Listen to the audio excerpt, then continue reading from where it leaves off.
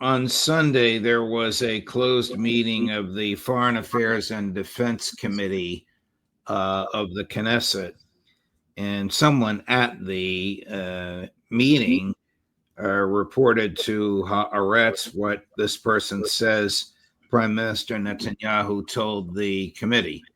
This is the Haaretz full screen in Hebrew, but the translation is, now this is purportedly from Netanyahu's mouth: I think we will need to wean ourselves off American military aid. Well, Ambassador, if that's true, how could they possibly exist without American military aid? Well, they couldn't. This is therefore a very significant statement by Prime Minister Netanyahu. I saw it earlier in a different version in the Russian media, which described the relationship with the United States as toxic.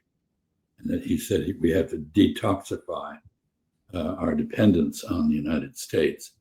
So the problem here is that there's no one who could take the place of the United States in support of Israel.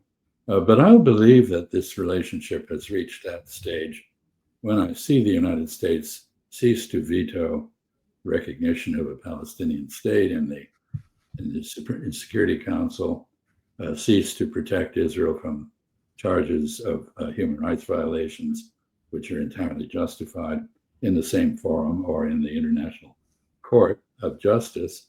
I haven't seen that. So what we have is some talk, bickering, if you will, between an old established couple. Will this lead to divorce? I don't know. An old established couple, very old, and unfortunately very well established. Let me ask you about the plane from Qatar. You know the Middle East mentality. Do they give away something worth $400 million without expecting something in return? Goodwill. No, they're very generous. I don't think the problem is with the Qataris offering this. First of all, as an American, I find it somewhat humiliating that our president has to accept a gift rather than have the U.S. Air Force provide a suitable aircraft for him.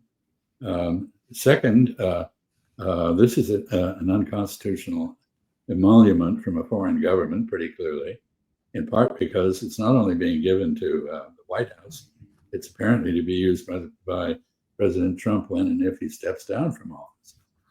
So I think there's a lot wrong with this, but it's really a reflection of the degree of disregard for the Constitution and the laws in the United States and our decadence and our corruption.